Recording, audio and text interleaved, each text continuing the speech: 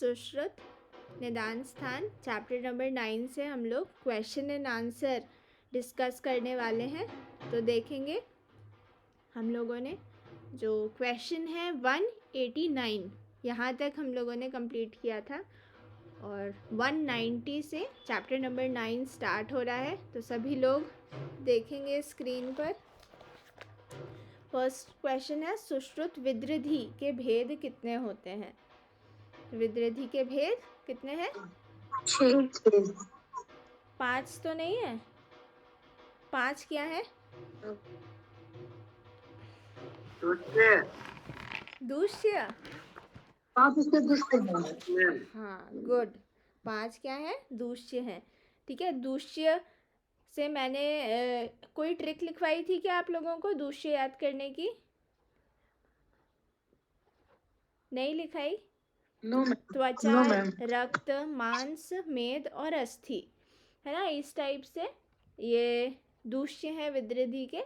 आप लिखना चाहें तो इसमें लिख सकते हैं एक ट्रिक। वैसे तो ज़्यादा डिफिकल्ट नहीं है पर फिर भी आप लिख सकते हैं।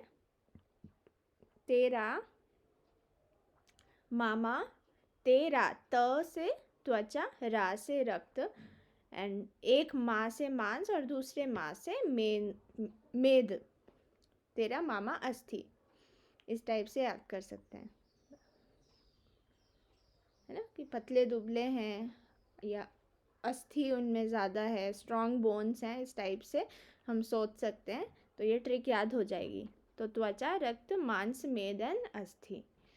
ठीक है, इजीली याद हो जाता है। चलो हम नेक्स्ट देखेंगे। इसमें तो आंसर्स भी दिख रहे हैं, है ना। चलो अब देखते हैं। दोष अनुसार विद्रिधियों को उनके लक्षणों से सुमेलित कीजिए। वात, पित्त, कफ, सन्निपातज। अब यहाँ पे कुछ कुछ चीज़ें बताई गई हैं। तो हमने देखा था तीसरा क्या है? चित्र उत्थान हमने देखा था वात में आता है, क्षिप्र उत्थान पित्त में आता है और चिर उत्थान कफ में आता है ना। याद आया सभी को? है ना। और घाटालो विषमो महान ये हमने सन्निपातज में पढ़ा था। तो इस हिसाब से क्या ऑप्शन बन जाते हैं? क्या ऑप्शन बनते हैं?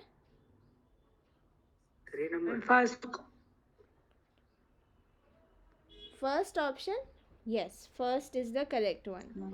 ठीक है, इसका पहला आंसर है। नेक्स्ट देखेंगे। ऐसे ही हमने कुछ चीज़ें और देखी थी। वात विद्रिधि में क्या था? कृष्ण, अरुण और परुष और भृशमत्य अर्थ वेदना।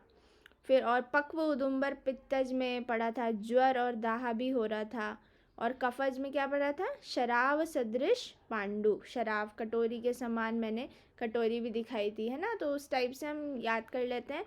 एक सन्निपातज में हमने देखा था नाना वर्ण रुजास्रावो। तो नाना वर्ण हम लोग कई बार कंफ्यूज हो जाते हैं कि ये पित्तज में होगा। ठीक है, नाना तो मल्टी कलर होते हैं सन्निपातज में, बट पित्तज में भी कई व्याधियों में हम नाना पढ़ते हैं। पीत, नील, असित, श्याव, सारे ही कलर जितने बचे, हरिद्र, वो सब पित्तज में आ जाते हैं। पर पित्तज का उदुम्बर याद रखेंगे और नाना फिर सन्निपातज का हो जाएगा।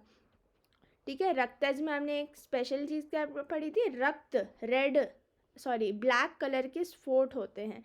ठीक है, और पित्त विद्रिधि के लक्षण लिंग होते हैं। ये चीज़ हमने रक्त में देखी थी। ठीक है, तो अब नेक्स्ट हम देखते हैं पक्व उदुम्बर संकाशम। अभी मैंने बता दिया किसका है? पैतिक का है। शराव सदृश किसका है? कटोरी के समान कफज का है। कृष्ण स्फोट आवृत, कृष्ण ब्लैक कलर किसका होता है? वात का तो है देखो, पर यहाँ पे अरुण भी आया हुआ है। ठीक है, वात के साथ जब अरुण आ रहा है और परुष और ऐसे भृशम वेदना भी, ये सारी चीज़ें हैं, बट यहाँ पे कहीं भी अरुण नहीं है। ठीक है, स्पेसिफिकली कृष्ण सिर्फ और सिर्फ रक्त में बताया गया है। ठीक है, तो सौम्या ये चीज़ याद रखनी है। नेक्स्ट देखेंगे। असाध्य विद्रिधि मानी गई है किसको मानते हैं साध्य विद्रोही? सन्निपातज। सभी के अकॉर्डिंग सन्निपातज है। यस, सन्निपातज इज असाध्य। ठीक है, नेक्स्ट देखेंगे 196। गुल्म रूपिण और वाल्मीकि वत्सम उन्नत विद्रोही मानी गई है। गुल्म की तरह और वाल्मीकि जो चींटियों की मिट्टी होती है सॉफ्ट। अंतर्विद्रोही अंतर्विद्रोही। Yes ma'am. ये हम पढ़े थे, वाल्मीकि वत्स समुद्र बद्धमंतम, है ना। गुल्म दो ही चीज़ें थी अंतर्विद्रोही में। ठीक है, और हमने डिफरेंस भी पढ़ा था, सब लोगों ने टेबल भी बनाई थी, सुश्रुत अनुसार और चरक अनुसार, है ना। और अफजल मुझे बताएगा गुदा विद्रोही किसने मानी है? सुश्रुत यानी कि मैं। और चरक ने मानी है? नहीं। हाँ, गुड। ठीक है, नेक्स्ट हम लोग देखते हैं सुश्रुत ने अंतर्विद्रोहियों के कितने स्थान निर्दिष्ट किए हैं? 10 मैम। 10। 10, सभी के अकॉर्डिंग 10 है, 9 तो नहीं है। ऑल राइट, चरक। हाँ ठीक है, सही आंसर है। नेक्स्ट, डल्हन ने क्लोम शब्द से किसका अधिकरण किया है? क्लोम आया है ना, क्लोम में हम पिपासा पढ़ते हैं। ठीक है, पिपासा था इसमें। और जब हम चरक में देखते हैं तो उसमें पिपासा, मुख शोष और गल ग्रह, हम लक्षण देखकर भी थोड़ा बहुत हम अंदाज लगा सकते हैं, बट यहाँ पे स्पेसिफिकली देखें तो इसका आंसर क्या होगा? पित्ताशय। ठीक है, पित्ताशय को उन्होंने बोला है। वैसे ये काफ़ी कॉन्ट्राडिक्टरी क्वेश्चन होता है, सभी आचार्यों ने अलग अलग बता रखा है। ठीक है, तो ऐसे क्वेश्चन कम पूछे जाते हैं, तो इसको हम स्प्लीन से ज़्यादा कोरिलेट करेंगे, है ना। डल्हन ने बताया है पित्ताशय, क्लोम को। ठीक है, फेरिंग्स से भी कई लोग क्लोम से इस टाइप से कोरिलेट किया जाता है। नेक्स्ट देखते हैं, हिक्का व आटोप का होना किस स्थानगत अंतर्विद्रोही का लक्षण है? नाभि। हिक्का और आटोप नाभि, है ना। नाभि इज द करेक्ट वन। मैंने आप लोगों को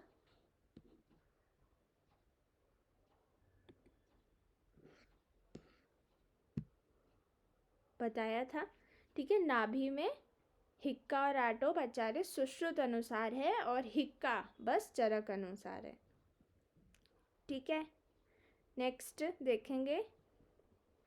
देखो, जब भी हम हिक्का लेते हैं तो पेट भी हमारा कम होता है ना। ऐसे जब हम कपाल भाती करते हैं उस टाइप से जो विग्रस मूवमेंट होता है पेट का, उस टाइप से हम इसको कोरिलेट कर सकते हैं। ठीक है, नाभि, हमारा पेट भी अंदर जाएगा, पेट के साथ नाभि भी अंदर जाएगी हिक्का लेने में। ठीक है, नेक्स्ट देखेंगे, कटी पृष्ठ ग्रह तीव्रो किस स्थानगत विद्रोही का लक्षण है? कटी पृष्ठ ग्रह तीव्रो, वंक्षण। 200 का आंसर क्या है? क्लोम, वंक्षण, वृक्क और प्लीहा। वंक्षण है। वंक्षण, सभी के अकॉर्डिंग वंक्षण है। Yes ma'am. कटी तीव्र कटी पृष्ठ ग्रह, है ना, ये वंक्षण में हमने पढ़ा था, और चरक ने शक्ति साध बताया है इसमें। ठीक है, वंक्षण प्रदेश में अगर विद्रोही है तो कमर में, पीठ में जकड़ाहट होगी और वेदना होगी। ठीक है, क्योंकि वही चीज़ें उससे एसोसिएटेड हैं, आसपास हैं वंक्षण, पेल्विक रीजन। ठीक है, नेक्स्ट देखेंगे, उच्छ्वास अवरोधनम किस स्थानगत अंतर्विधि का लक्षण है? वृक्क, क्लोम, प्लीहा, कुक्षी। प्लीहा। प्लीहा। हाँ प्लीहा। ये इम्पॉर्टेंट है। प्लीहा श्वास अवरोध बताया हुआ है चरक ने भी और सुश्रुत ने भी, सेम टू सेम बताया हुआ है। ठीक है, नेक्स्ट पार्श्व संकोच किस स्थानगत अंतर्विधि का लक्षण है? पार्श्व संकोच ब्रेक। वृक्क, क्लोम, वंक्षण और प्लीहा। वृक्क। वृक्क, ब्रेक होगा मैम। पार्श्व, वृक्क, वृक्क इज द करेक्ट वन। चरक ने पृष्ठ कटिग्रह बोला है, पार्श्व का कोई नामो निशानी नहीं बोला है चरक ने। ठीक है, उन्होंने बोला अगर किडनी में दिक्कत हो रही है तो पीठ में और कमर में ग्रह होगा। ठीक है, और पीठ में और कमर में हमने वंक्षण में पढ़ा था। ठीक है, वंक्षण में पढ़ा था ना। वंक्षण में अगर विद्रधि हो रही है तो पीठ और कमर में जकड़ाहट होगी, पर अगर वंक्षण में चरक अनुसार वेदना हो रही है तो शक्ति साध उन्होंने बताया। तो यहाँ पे उन्होंने जो वंक्षण वाला है वो आचार्य चरक ने वृक्क में बताया है। ठीक है, पृष्ठ कटिग्रह, मैं दोनों ही चीज़ें बता रही हूँ साथ साथ में, तो ये याद रहेंगी। ठीक है, दोनों ही इम्पॉर्टेंट है। क्वेश्चन हम लोग सुश्रुत के लगा रहे हैं इसलिए इधर क्वेश्चन नहीं है, बाकी आचार्य रख के पूछा जाता है और कंफ्यूज हो जाते हैं।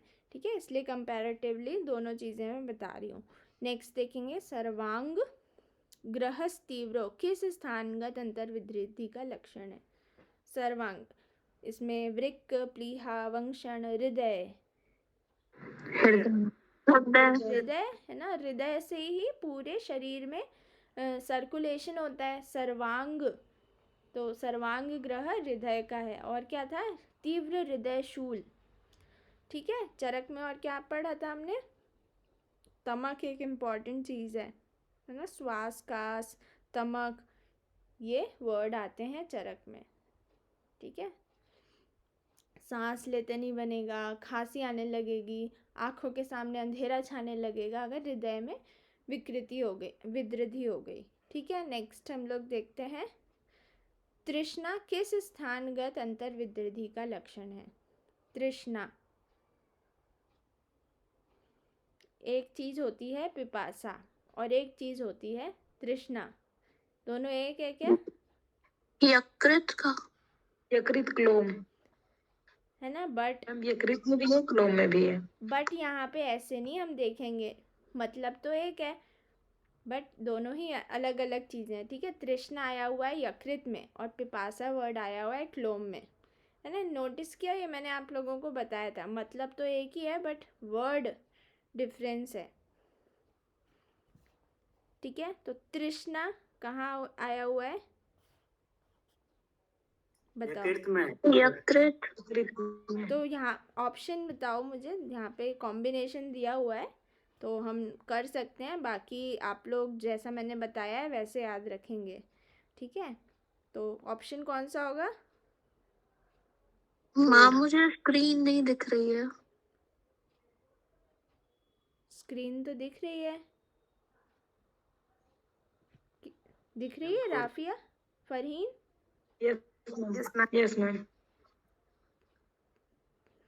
देखो धन्वंतरी पीजी प्रेप में क्लिक करो, डबल क्लिक, तो वो पिन हो जाएगी, है ना। मेरी 2 स्क्रीन है, एक स्क्रीन में मेरी डीपी और दूसरे ही सेम नाम से एक और स्क्रीन तुम्हें मिलेगी, उसमें शो होगी।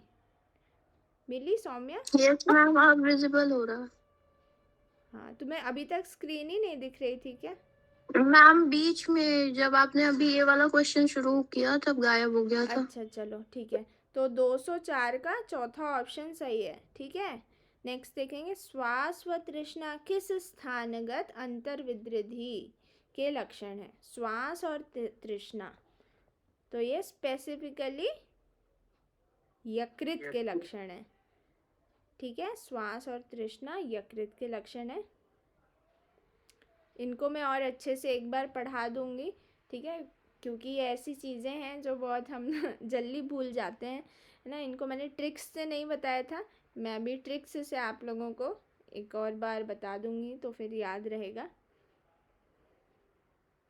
नेक्स्ट देखेंगे, नाभि से ऊपर स्थित कौन सी विद्युति बाहरी त्वचा में विदीर्ण होने पर कदाचित साध्य हो सकती है।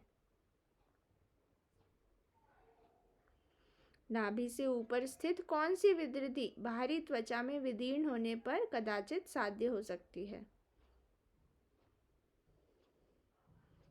हृदय, नाभि, प्लीहा, बस्ती।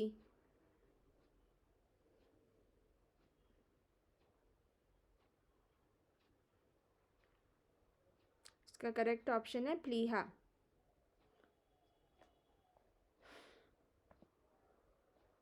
मैम प्लीहा में तो असाध्य था। इसका करेक्ट ऑप्शन प्लीहा ही है,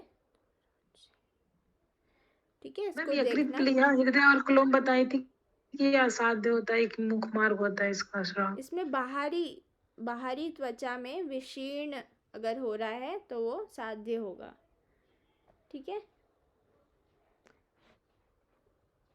तो ये एक चीज़ याद रखें, वैसे असाध्य होता है, ठीक है। मैंने यही लिखवाया था, नाभि के ऊपर स्थित विद्युतियाँ 4 बताई थी, कौन कौन सी, यकृत, हृदय, प्लीहा और क्लोम, और मुख मार्ग से स्राव होता है तो ये असाध्य है ना। ये सारी चीज़ें मैंने बताई थी। नाभि के ऊपर स्थित, इसमें क्वेश्चन है कौन सी विद्युति बाहरी त्वचा में विदीर्ण होने पर कदाचित साध्य है, तो एक बार मैं देख लूँगी, बाकी इसका यहाँ करेक्ट आंसर प्लीहा आया हुआ है, ठीक है। तो इसको हम सर्कल कर लेते हैं। नेक्स्ट देखते हैं, कौन सी विद्युतियाँ पक्व होने पर असाध्य मानी जाती हैं। 207 क्वेश्चन।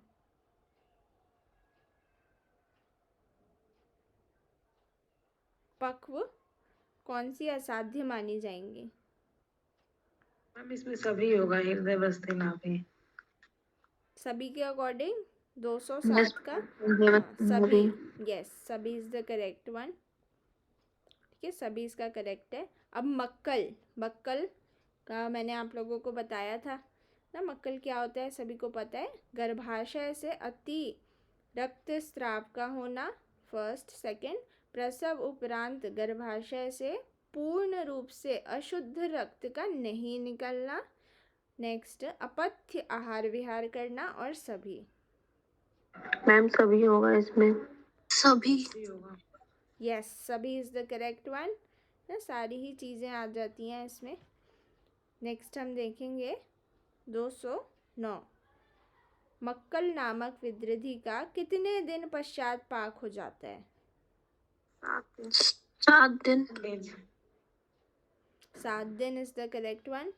लास्ट हम देखेंगे, असत्य इसमें क्या है, गुल्म में पाक नहीं होता जबकि विद्युति में पाक होता है, सही है क्या। सही है मैम। गुल्म का कोई दूष्य नहीं होता जबकि विद्युति के दूष्य मांस व रक्त होते हैं, सही है। सही, यस मैम, सही। अब देखें, गुल्म का निबंधन होता है जबकि विद्युति का नहीं।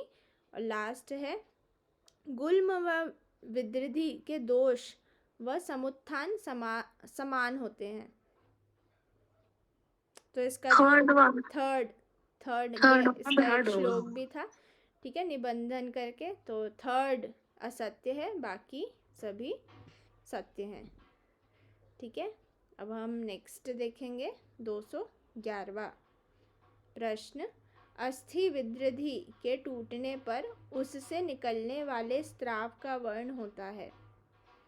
अस्थि अगर टूट गई तो कैसा स्राव होगा, मेद प्रभा। हाँ, अगर नहीं पढ़ा है तो क्या टिक करेंगे, मज्जा, यस मैम, मज्जा ही करेंगे, मज्जा, ठीक है। तो ये डिफरेंस है, याद रखना है इस चीज़ को। नेक्स्ट, अस्थिज विदृधि में दोष प्राधान्य होता है। अस्थि में दोष क्या प्रधान होता है? त्रिदोष। त्रिदोष होते हैं अस्थि में, ठीक है। नेक्स्ट, सुश्रुत अनुसार विसर्प कितने प्रकार का होता है? विसर्प 5। अब हम नेक्स्ट चैप्टर की तरफ बढ़ गए हैं। विसर्प कितने टाइप्स का है? 5 प्रकार का है। वातज, पित्तज, कफज, सन्निपातज और क्षतज, ठीक है। चरक अनुसार 7 प्रकार का है। उन्होंने जो द्वंद्वज भेद है उनके स्पेशल नाम बताए हैं। आग्नेय, ग्रंथि और कर्दम, वात, पित्त, पित्त कफ, कफवात, ऐसे करके हम पढ़ते हैं। और शारंगधर ने विसर्प के 9 भेद बताए हैं, ठीक है। अब हम देखते हैं नेक्स्ट क्वेश्चन। विसर्प में बहुत ही घन व उन्नत शोफ मिलता है। विसर्प में शोफ नहीं पाया जाता। विसर्प में अनुन्नत शोफ पाया जाता है, मतलब स्वेलिंग होती है बट वहाँ ऐसे उन्नत उभार प्रोजेक्ट टाइप नहीं होती। और कोई भी कथन सत्य नहीं है। बताओ 2 नंबर में। इनमें से कौन सा सत्य है? ट्रू कौन सा है?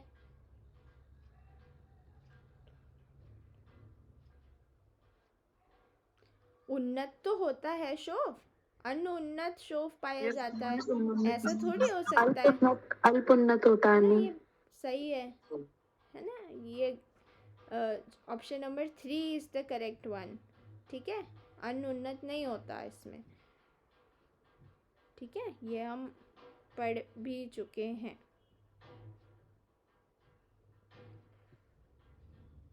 इसमें उन्नतम आशु शोफम ऐसा श्लोक आता है, ठीक है। तीसरे नंबर के श्लोक स्टार्टिंग में जो हम पहला ही श्लोक पढ़ते हैं उसी में आता है उन्नत उन्नतम आशु शोफम, विस्तृतम उन्नत आशु शोफम, ठीक है। विसर्प फैलने वाला शोफ है, ठीक है। चलो नेक्स्ट देखते हैं। अब हमें मैच करना है वात, पित्त, कफ एंड क्षतज। तो यहाँ पे विषम गढ़ तो एक तीव्र कंडु, कुलत्थ सदृश स्फोट और स्त्रोतोज कर्दम निभ। स्त्रोतोज कर्दम निभ, ये तो हमने कर्दम किस में देखा था? पित्तज में देखा था। पित्तज वाला असाध्य भी होता है। कुलत्थ, कुलत्थ की दाल हमने क्षतज में देखी थी, कुलत्थ सदृश हो जाता है इसमें, ठीक है। कुलत्थ के समान स्फोट हो जाते हैं, फोड़े फुंसी हो जाते हैं, ठीक है। तो ये 2 तो हमारे पक्के हो गए। तीव्र कंडु, तीव्र कंडु कफज में श्लेष्म, तीव्र कंडु श्लेष्मज कफज में हमने देखा था ना। कंडु तो पर्टिकुलरली कफ का ही है। और विषम गढ़ किसका है? वातज में, है ना, ठीक है। तो अगर हमें फर्स्ट नहीं मिल पा रहा है विषम, तो हम 3 अगर करेक्ट हो गए तो फिर हमारा आंसर सही हो सकता है। तो इस हिसाब से 215 का ऑप्शन नंबर 1 करेक्ट है, ठीक है। 1 इज द करेक्ट वन। 216 देखेंगे। क्षतज विसर्प में दोष दूष्य संबंध होता है। वात रक्त, पित्त रक्त, कफ रक्त, कफ पित्त। तो क्षतज में पित्त और रक्त दोष बाहुल्य होता है, ठीक है। पित्त और रक्त इंपॉर्टेंट चीज है ये, ठीक है। ज्वर भी देखा था हमने, इसमें ज्वर भी ज़्यादा आता है। साध्य साध्यता में क्या देखा था? वात पित्त कफ साध्य है और कृच्छ साध्य अगर मर्म में आश्रित है तो कृच्छ साध्य है, और त्रिदोषज और क्षतज है तो वो असाध्य है। ये इस टाइप से हमने देखा था। नेक्स्ट क्वेश्चन देखते हैं। असाध्य विसर्प माने गए हैं तो त्रिदोषज और क्षतज। Option number 3 is the correct one.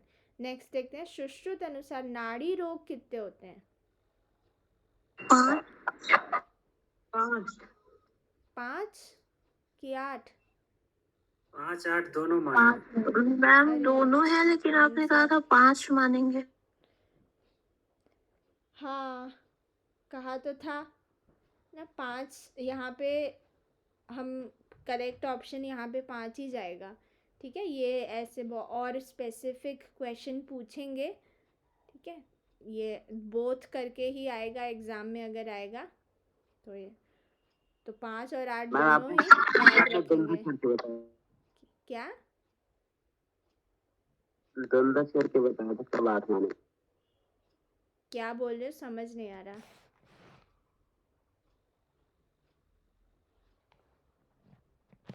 हाँ बोलो। मैम आपने द्वंद्व करके बताया था कब 8 हाँ माने। द्वंद्वज करके बताया था मैंने, है ना, जहाँ पे वो सन्निपातज है। ठीक है, तो बुक में भी दोनों ही चीज़ें लिखी हुई हैं, तो दोनों ही चीज़ याद रखेंगे। ठीक है, क्वेश्चन और स्पेसिफिकली डिफाइंड आएगा, ऐसे क्वेश्चन नहीं आएगा। ठीक है, वरना अगर ऐसा होता है कि दोनों चीज़ें हैं और हम बुक में प्रूफ कर सकते हैं तो हम उसमें चैलेंज कर सकते हैं ना, तो वो जो मार्क्स हैं वो सभी बच्चों को मिल जाएंगे या किसी को भी नहीं मिलेंगे। ये चैलेंज्ड क्वेश्चन में ये चले जाते हैं, तो वो खुद ही बचते हैं कि ऐसे क्वेश्चन ना पूछें, क्योंकि वो चैलेंज होके कैंसिल हो जाते हैं। यूजुअली किसी को भी मार्क्स नहीं मिलते हैं उसमें। ठीक है, वेदर आपने अटेंड किया हो या ना किया हो।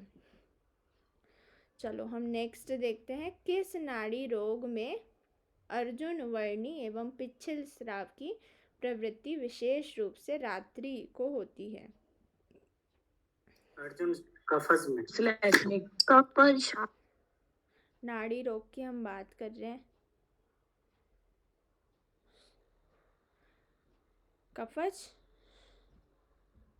अर्जुन इसमें है ना, अर्जुन अर्जुन कफ है ना, अर्जुन नाम का एक लड़का है, वो बहुत ही बलशाली है, मोटा है, कफज है, घन है। ठीक है, उस व्यक्ति को कंडू भी हो रही है और ज़्यादा रात्रि में हो रही है। ठीक है, तो रात्रि में भी हमने ये देखा था, कफज जो है रात्रि श्रुति इसमें अधिक है। ठीक है, रात्रि में उसकी वेदना बढ़ रही है। नेक्स्ट हम लोग देखते हैं, किस नाड़ी से फेन युक्त मथित व रक्त मिश्रित स्राव की प्रवृत्ति होती है? फेन, फेन किस में आता है? वात वात में वात बुलबुले में आते वात हैं। में ठीक है, तो वात is the correct one. Next देखेंगे, सुश्रुत अनुसार स्तन रोग कितने हैं? 5 5 5 है स्तन रोग सभी के अकॉर्डिंग। Yes ma'am.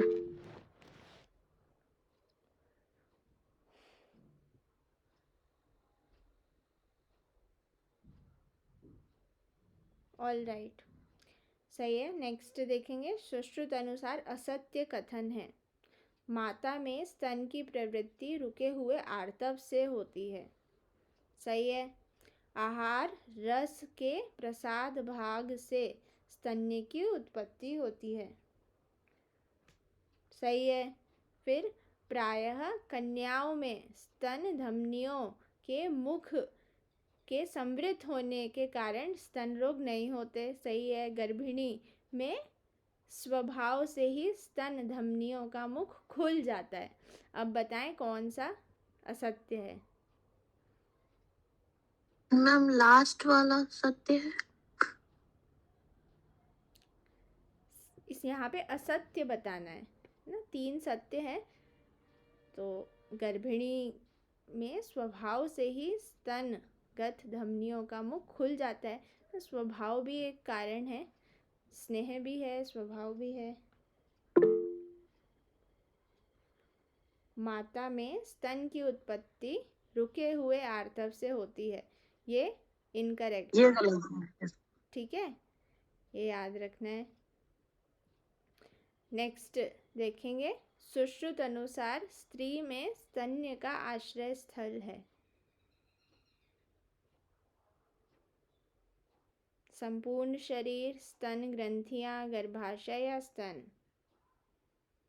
स्तन्य, संपूर्ण शरीर, स्तन्य मतलब मिल्क है, स्तन मतलब ब्रेस्ट है।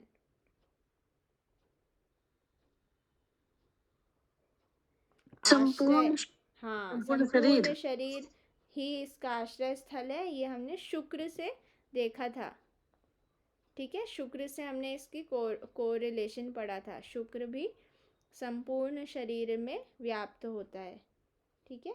2-4 देखेंगे। सुश्रुत अनुसार प्रसूता स्त्री के स्तनों में निरंतर स्तन्य स्राव का कारण। प्रसूता होता क्या है बताओ? जो डिलीवर कर देती है बच्चा। ठीक है, और जो प्रेग्नेंट होती है उनको तो नहीं कहते, उनको क्या कहते हैं? सूतिका बोलते हैं उन्हें। उन्हें गर्भिणी भी कह सकते हैं, यस मैम। ठीक है। चलो नेक्स्ट देखें कि स्तनों में रक्त का अधिक संचरण होना, शिशु के प्रति माता का स्नेह, माता का आहार विहार और स्वभाव। स्वभाव। 2-4 मैम इसमें 3 नंबर होगा, मतलब ये 2 नंबर, शिशु के प्रति माता का स्नेह। स्नेह हमने देखा था, नहीं होगा मैम। स्नेह इज द करेक्ट वन, ठीक है। स्नेहवश स्तन्य का निर्माण होता है, उसके स्पर्श से, उसको छूने से ना, शिशु को छूने से, शिशु के स्पर्श से और प्रेम, प्यार, स्नेह से ब्रेस्ट मिल्क फॉर्मेशन होता है, ठीक है। नेक्स्ट देखते हैं, वात दूषित स्तन्य का रस होता है। कषाय। कषाय। कषाय है ना, वात का कलर, सॉरी, रस कषाय है, कषाय करेक्ट है। और पित्त में अम्ल और कटु था, ठीक है। और कफज में क्या था? घन, पिच्छिल, ये सारी चीज़ें थी। हमने परीक्षा भी पढ़ी थी कि जल में तैरता है वात, पित्त में पीली रेखा छोड़ता है, कफज में डूब जाता है, ठीक है। तो नेक्स्ट देखते हैं, क्रोध आदि मानस भावों के कारण भी स्तन्य दुष्टि हो जाती है। कफ से दूषित स्तन्य जल में डालने पर डूब जाता है, शुद्ध स्तन्य जल में डालने पर डूब जाता है, और बिना दुग्ध वाले स्तनों में भी स्तन रोग हो सकते हैं। बताओ। मैम 3 नंबर, शुद्ध स्तन जल में डालने पर डूबता नहीं, वो तैरता है। शुद्ध वाला तैरेगा? नो मैम, वो जल के साथ मिल जाता है, दूसरा तो असर तो 3 हाँ। होगा, शुद्ध स्तन जल में डालने। थर्ड वाला शुद्ध सत्य है वाला मैम। तो हम आइडेंटिफाई नहीं कर सकते, तो इसका करेक्ट आंसर क्या होगा? 3 होगा। यस, 3 इसका करेक्ट आंसर है, ठीक है। नेक्स्ट देखेंगे, स्तन रोगों में मुख्य दूष्य होते हैं। रक्त मांस। रक्त और मांस? Yes ma'am. Yes ma'am. रस और मांस तो नहीं है। नो मैम, राम से ट्रिक बताए थे हमने। हाँ, शाबाश, वेरी गुड ना, ट्रिक याद है तो फिर सब सही है। और किस किस में थी राम से? आमला, भगंदर और डिंगर्स। हाँ, वेरी गुड। नेक्स्ट देखेंगे, किस विद्रधि के समान स्तन रोगों के लक्षण नहीं होते? पैत्तिक, वातिक, सन्निपातक, शोणित। शोणित। शोणित है क्या? शोणित भेद हमने पढ़ा क्या, बताओ? No ma'am. नहीं पढ़ा ना। सन्निपातज। वातज भी पढ़ा, पित्तज भी पढ़ा, कफज भी पढ़ा, द्वंद्वज भी हमने देख लिया, सन्निपातज भी देख लिया, अभिघातज से भी स्तन रोग होते हैं। शोणित नहीं पढ़ा ना? No ma'am. तो ऐसे भी हम इसको करेक्ट कर सकते हैं, ठीक है। ना पता होते हुए भी ऑड वन आउट हम कर सकते हैं, ठीक है। नेक्स्ट देखेंगे, ग्रंथि रोग में दूष्य होता है। सभी हो जाएगा। अब हम मांस, यहाँ से रक्त, नेक्स्ट सभी रक्त, चैप्टर मेद कर रहे हैं। मेरा, यस मैम। ये अब हमारा लास्ट चैप्टर चल रहा है, ठीक है। हाँ, तो इसमें क्या बताया? ग्रंथि रोग में दूष्य क्या है? सभी मैम सभी होगा। मांस, मेद और असृक। मांस, मेद और असृक। एमआर की मेद ग्रंथि लिखवाया था क्या मैंने? Yes ma'am. एमआर, एम से मांस, आर से रक्त, की से कफ याद कर सकते हैं, और मेद ग्रंथि, ठीक। भेद हमने 5 पढ़े थे इसके। तो ग्रंथि के भेद कितने होते हैं? 5। 5। चरक अनुसार 6 6। कैसे याद किया था ट्रिक से? वीपी के एमएमएस। एमएमएस। वीपी के तो कॉमन ही है, तो उसको हमें बोलना ही नहीं है, सिर्फ एमएमएस। मांस और मेद है ना, बैठे बैठे चरक जी के मोटापा आ जाता है ना, फैट एक्यूमुलेट हो जाता है, मांस अधिक इकट्ठा हो जाता है बैठे बैठे। मांस सुश्रुत को नहीं होता, क्योंकि वो खड़े रहते हैं, सर्जरी में बहुत खड़े रहना होता है, तो वहाँ पे मांस नहीं है। तो कई बार ना ये एम से ही हम कंफ्यूज हो जाते हैं। तो ये जो दोनों ही चीज़ें मैंने बताई हैं, खड़े रहना, बैठे रहना, इनसे कभी नहीं भूलोगे, ठीक है। वाग्भट में क्या पढ़ाया था? रब था उसमें।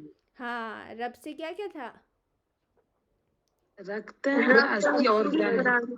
हाँ, ठीक है। क्या गाना गाते हैं वो? तुझ में सब रब दिखता है यारा, मैं क्या करूं ना। कई इतने उनके पास कंपटीशन है, चरक के पास जा रहे हैं पेशेंट, सुश्रुत के पास जा रहे हैं, कभी उनको पेशेंट मिल गया तो फिर वो बहुत खुश हो जाते हैं, भगवान मिल गए, ठीक है।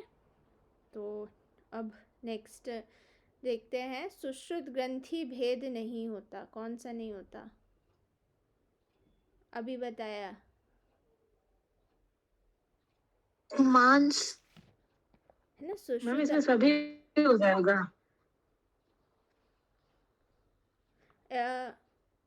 अच्छा, ये एक्चुअली ये 2 क्वेश्चन है 223 और 233 दोनों ही इसमें क्वेश्चन है। तो पहले 232 वाला पहले देखो। सुश्रुत अनुसार ग्रंथि भेद नहीं है, पहले ये वाला देखो, नीचे वाला। तो इसका आंसर क्या हुआ? 232 4 नंबर होगा। 4 नंबर होगा। 4 नंबर है ना, करेक्ट है। सन्निपातज नहीं माना किसी ने भी, ठीक है। नेक्स्ट देखो 233, सुश्रुत अनुसार ग्रंथि भेद नहीं होता। मांसज नहीं होगा। 3 नंबर। मांसज नहीं होता। अब मुझे मुस्ताक बताएंगे, कृष्ण अमृदु बस्ती रिव वातस्य किस ग्रंथि का लक्षण है? कृष्ण अमृदु, कृष्ण कौन से कलर होता है, कौन से दोष का कलर होता है? मुस्ताक? वात का होता है कृष्ण और अरुण। हाँ। तो इसका करेक्ट ऑप्शन क्या हुआ? वापी करोगे।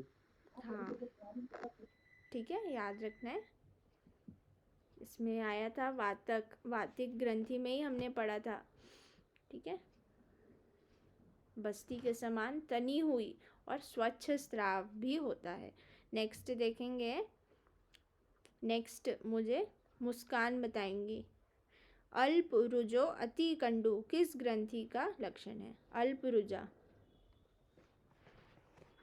अल्परुजा में मेदज और कफज, मेद और कफज में दोनों में अल्परुजा है।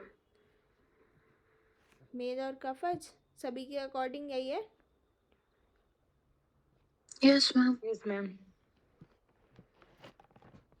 ऑल राइट, सही है ना। अल्प रुजो अति कंडु, मेद में हमने ये पढ़ा था। ठीक है। पाषाणवत हमने कफज में देखा था, है ना। काफी हार्ड, स्टोनी हार्ड ग्रंथि रहती है कफज में। अति कंडू कंडू काफी ज्यादा इसमें मिलता है कफज में भी। ठीक है, तो दोनों ही आंसर सही हैं। नेक्स्ट देखेंगे, पाषाणवत संहननो उपपन्नः, पत्थर समान किसमें है? कफज। कफज में है ना, सही है। नेक्स्ट, शरीर वृद्धि क्षय वृद्धि हानि किस ग्रंथि का लक्षण है? मेदज। मेदज, सभी के अकॉर्डिंग मेदज है। Yes ma'am. देख लो एक और बार।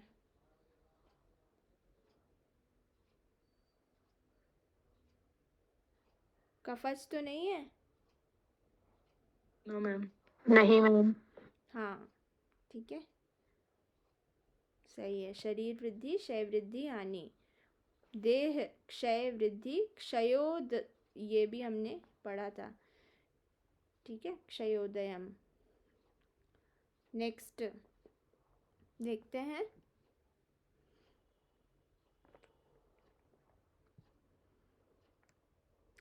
मेदोज ग्रंथि के फूटने पर किस प्रकार के स्राव की प्रवृत्ति होती है?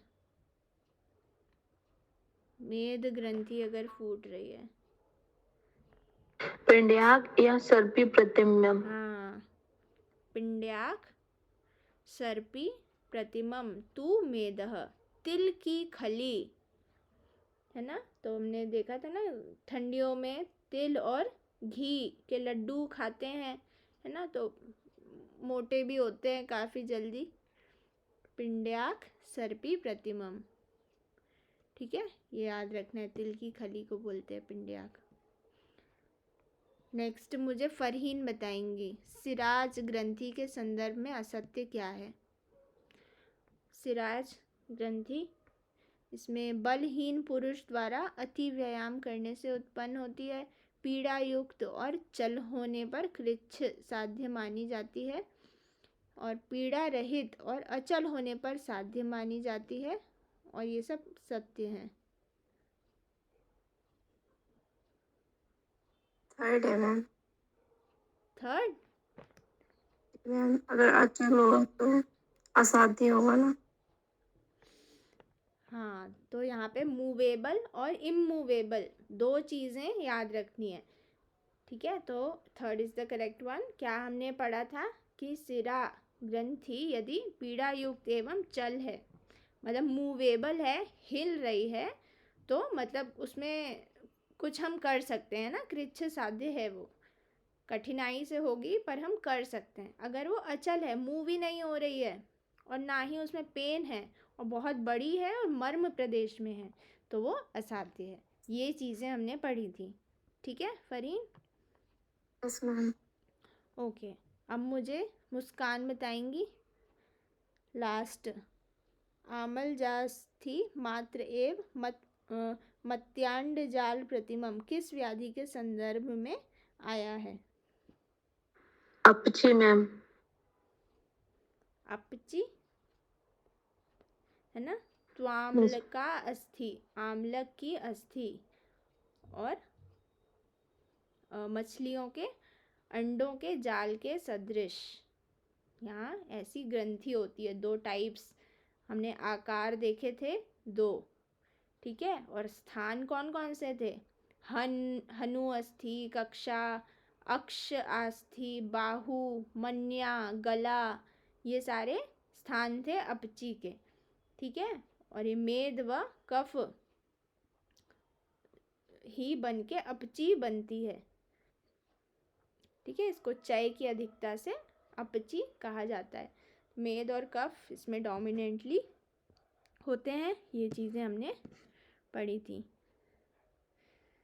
तो देखते हैं हम लोग नेक्स्ट। अपची में मुख्य दोष व दूष्य होते हैं। कफ और मेद। कफ और मेद है ना, अभी पढ़ा। नेक्स्ट, प्रायः हन वास्ती कक्षा अक्ष बाहु संधि में क्या होता है? अपची। अपची होता है। वृत्त स्थिर मंद रुज महानतम अल्पमूलम चिरवृद्ध पाकम। आचार्य सुश्रुत का उपर्युक्त कथन किस व्याधि का घोषक है? अर्बुद है अर्बुद अर्बुद। Yes, सभी के ma'am. अकॉर्डिंग अर्बुद है। एक Yes, और बार ma'am. देख लो। यस, अर्बुद is the correct one. Sushruta अर्बुद के भेद होते हैं छह भेद होते हैं। ठीक है, सुश्रुत अनुसार अर्बुद का प्रकार नहीं है। रक्त, मांस, सन्निपातज, मेन, है ना। हमने क्या क्या देखा था? बीपी के रक्त, मांस और मेद। सन्निपातज इसका भेद नहीं है। ठीक है, रक्तार्बुद। चलो नेक्स्ट देखते हैं। मांस अंकुरों से युक्त, पाक युक्त व शीघ्र वृद्धि करने वाला अर्बुद कौन सा है? मांस अंकुर से युक्त। रक्त अंकुर होगा। रक्त में पढ़ा था हमने। रक्त मैंने ये बताया भी था कि मांस अंकुर आ रहा है तो इसमें मांस जरूर आप लोग टिक कर सकते हैं, है ना। बट यहाँ रक्त में मांस आ रहा है, ये चीज़ मैंने बताई थी, है ना। जो भी ऐसी चीज़ें होती हैं वो ज़रूर पूछी जाती हैं क्वेश्चन के फॉर्म में। ठीक है, मांस अंकुरों से व्याप्त, ये हमने पढ़ा था। और इसमें स्त्राव भी होता है। रक्त है तो स्त्राव तो होगा ही। और मांस पिंड, ये भी हमने पढ़ा था, है ना। शीघ्र वृद्धि से युक्त मांस पिंड होता है और ये असाध्य होता है। ठीक है, ये भी चीज़ पढ़ी थी।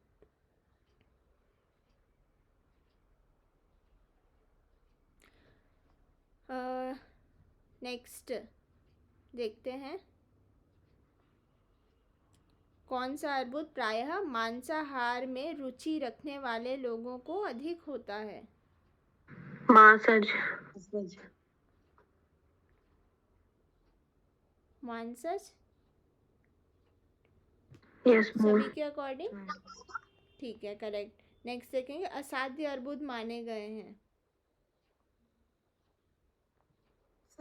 सभी इज द करेक्ट वन। लिखवाया भी था लास्ट। नेक्स्ट देखते हैं। यज्जायते अन्यथ खलु पूर्व जाते किस अर्बुद का लक्षण है? अद्य अर्बुद। अध्यार्बुद इज द करेक्ट वन, है ना। जो पूर्व में उत्पन्न हुए अर्बुद के स्थान में या उसके सन्निकट जो दूसरा अर्बुद उत्पन्न होता है, पूर्व जाते, है ना। जो ये मैंने बताया था, जो पूर्व में उत्पन्न अगर अर्बुद है और उसी के पास में दूसरा अर्बुद होता है तो उसको अध्य अर्बुद कहते हैं। ठीक है, यद जायते अन्यत्र मतलब कोई दूसरा, पूर्व जाते पूर्व के पास में उत्पन्न होता है तो उसे अध्यार्बुद कहते हैं। नेक्स्ट, यद द्वंद्व जातम युगपत क्रमाद्वा, बताओ। द्विअर्बुद ना। जो प्रारंभ में हमने क्या देखा था, जो सेम ही दो इसमें चीज़ें आती हैं। जो प्रारंभ में ही दो संख्या में अगर पैदा होते हैं एक ही साथ, अगर दो अर्बुद उत्पन्न होते हैं और क्रम से एक के बाद एक अर्बुद उत्पन्न होते हैं तो उसको द्विर अर्बुद कहते हैं। ठीक है, और इनमें नेक्स्ट हम लोग देखते हैं अर्बुद के संदर्भ में असत्य कथन। प्रायः अर्बुदों में पाक नहीं होता। होता है क्या? चलो पहले पूरा पढ़ते हैं। रक्त अर्बुद में पाक नहीं होता। रक्त अर्बुद में भी पाक नहीं होता। और अर्बुद के लक्षण ग्रंथि के समान होते हैं। 251। मैम रक्त अर्बुद में पाक होता है। पाक होता है, थर्ड ऑप्शन होगा इसमें। पाक नहीं। एक चीज मैंने आप लोगों को लिखवाई थी कि रक्त अर्बुद एवं वात अर्बुद में पाक होता है ना? ये मैंने लिखवाया था आपको। तो रक्त अर्बुद में पाक नहीं होता, ये असत्य है। ठीक है, नेक्स्ट देखेंगे गलगंड में मुख्य दोषों का संबंध होता है। अब यहाँ लास्ट व्याधि में आ गए हम लोग। गलगंड तो दोष क्या थे? वात और बहुत खराब है। गलगंड बहुत खराब, बहुत से वात और खराब से क, बहुत खराब। मुश्कवत लंबते ना, स्क्रोटम की तरह ये लटकने वाली ग्रंथि है तो कितना गंदा लगेगा। ठीक है, तो ये बहुत खराब है, मतलब वात और कफ, गलगंड। नेक्स्ट, सुश्रुत अनुसार कौन सा गलगंड नहीं होता? पित्तज। पित्तज नहीं होता। वात, कफ और मेद, ये पढ़ा था। और कुछ भी पढ़ा था क्या? पित्तज नहीं होता है मैम। वात, कफ, मेद होते हैं। ठीक है, हाँ सही है। जीर्ण वातिक गलगंड के संदर्भ में असत्य कथन है कि जीर्ण वाला स्निग्ध होता है, वेदना रहित होता है, प्रायः पाक नहीं होता और वेदना युक्त होता है। पुराना जीर्ण हो गया है तो उसमें हमने एक चीज पढ़ी थी, तोद युक्त है, कृष्ण है, अरुण वर्ण का है ना? ये चीज हमने पढ़ी हुई थी।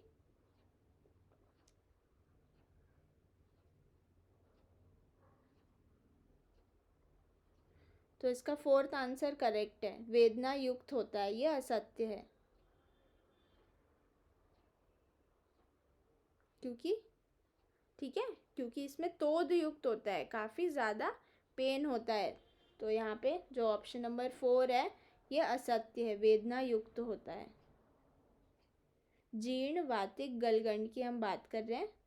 ठीक है, बाकी 3 सत्य हैं। ठीक है, वेदना युक्त ये असत्य है क्योंकि जीर्ण है ना, नवीन नहीं है, जीर्ण है। नेक्स्ट देखेंगे, देह अनुरूप क्षय वृद्धि युक्त किस गलगंड का लक्षण है? मेदज। देह अनुक्षय वृद्धि युक्तम, ये मेदज का लक्षण है। ठीक है, प्रलंबते अलाबुवत ना, लौकीवत, ये भी मेदज का है। तो किस किस के अकॉर्डिंग है मेदज? हैंड रेस करो।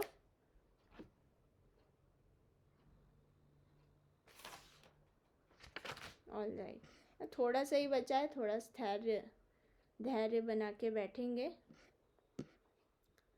देखते हैं हम लोग इसमें सुश्रुत ने कितने प्रकार के गलगंड निर्दिष्ट किए हैं? 3। क्या मेरी आवाज आ रही है?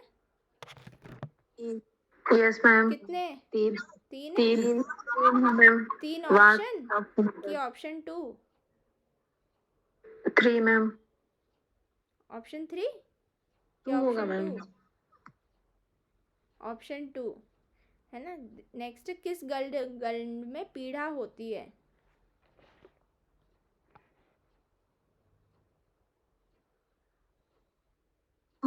वातिक।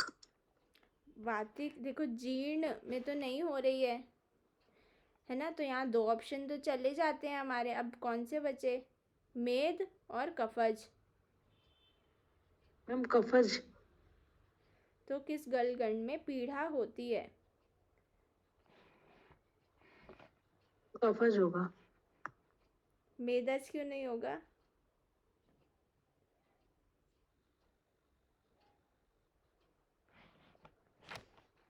कफज इसका करेक्ट आंसर है ना। इसको हम ऐसे भी ले सकते हैं, मैंने ये भी बताया था कि जो काफ़ी मोटे लोग होते हैं,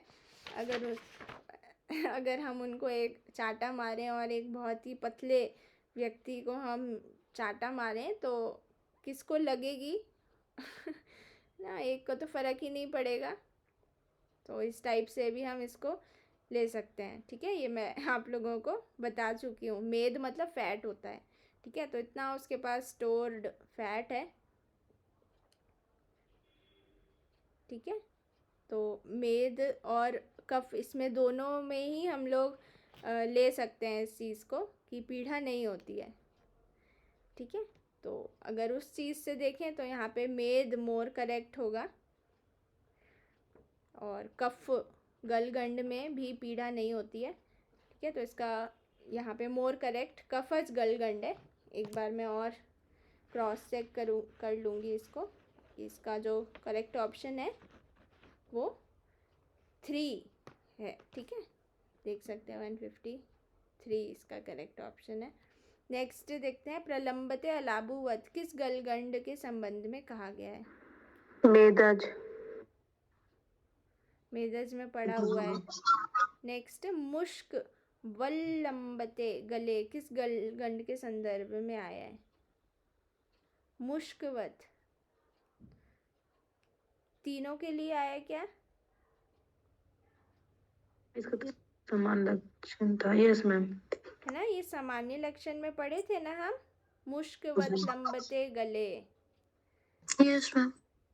ठीक है, नेक्स्ट देखते हैं, किस गलगंड के कारण कंठ में अदृश्य स्वर की उत्पत्ति होती है?